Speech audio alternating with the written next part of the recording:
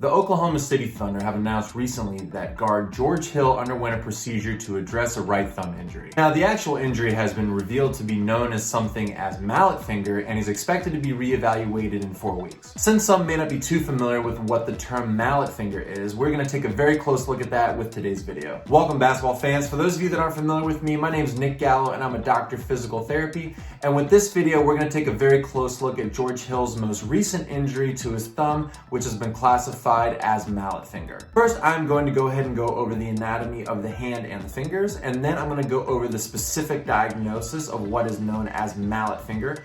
And finally, we'll take a look at the typical time frame for a person who's had a surgery to address this. If you like today's video and you find it informative, please hit that thumbs up and subscribe to the channel because I will be making more videos in the future regarding sports injuries, rehabilitation, and other physical therapy related content.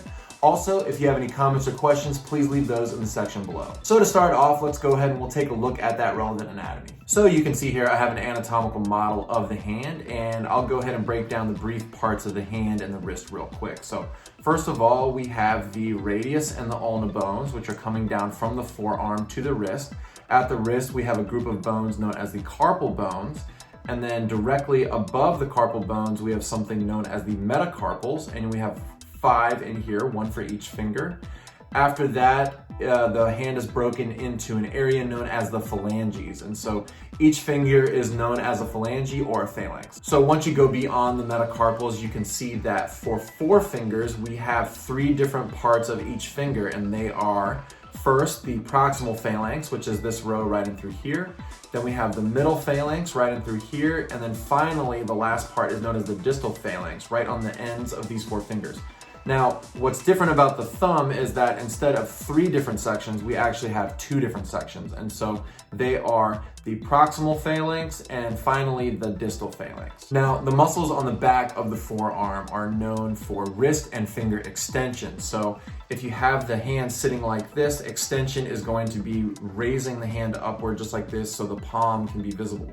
So in Mallet Finger, what's happening is that there is a damage to one of the extensor tendons that runs to the distal phalanx. And so Mallet Finger can happen to any number of the fingers, but usually it involves the distal phalanx. Now, for the thumb specifically, we know that there is one muscle that plays a major role in the extension of the distal phalanx, and that is a muscle known as the extensor pollicis longus. And so essentially, it's going to be on the back of the forearm. The tendon is going to run up all the way to here to that distal phalanx, and its predominant function is going to be extending it just like that. So if somebody has Mallet Finger, we know that there is a deformity or there is damage to this tendon, and the person is unable to extend that distal phalanx. Now, the main cause of Mallet Finger in sports is when an object or a ball or something is going to strike the end of the finger and it's going to bend that distal phalanx beyond its normal range of motion. So what most likely happened in Hill's case, and it hasn't been revealed officially, but what most likely happened was he either was going to get a ball or somebody ran into him, something like that, and it just bent that distal phalanx beyond its normal range of motion.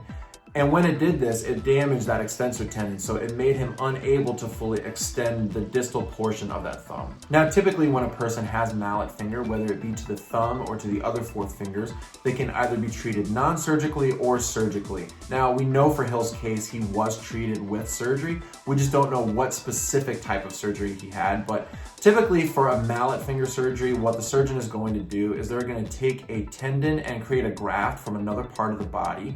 And what they're going to do is they're going to create that brand new tendon wherever it's damaged. So most likely what's going on here is they're taking that tendon graft, they're putting it on that damaged tendon where it would be in, specifically in the distal phalanx of the thumb, so that when it heals properly, he's going to be able to do that full thumb extension again. Now, after this type of a surgery, we can expect the person to be in something that is going to immobilize the thumb, whether it be a brace or a splint, just so that there is no excessive movement at the thumb to allow the tendon to heal. Now, a typical time frame that a person is either going to be in this brace or a splint that is immobilizing the thumb is anywhere between 6 to 8 weeks. So I think as of right now that the Thunder have said after 4 weeks, yeah, he's going to be reevaluated. I think that's very reasonable, but that's not taking into account the time that he's going to need in rehab and things like that. So I think the 4 weeks is very reasonable, but it might take a little bit longer before we see him on the court again. If any details come out about Hill's case, I'll be sure to update everybody in the comments section. And that's it regarding George Hill's mallet finger injury and surgery. Once again, thank you very much for watching. If you really enjoyed today's video, please subscribe to the channel because I will be making more videos in the future. Thanks for tuning in, and I'll see you next time.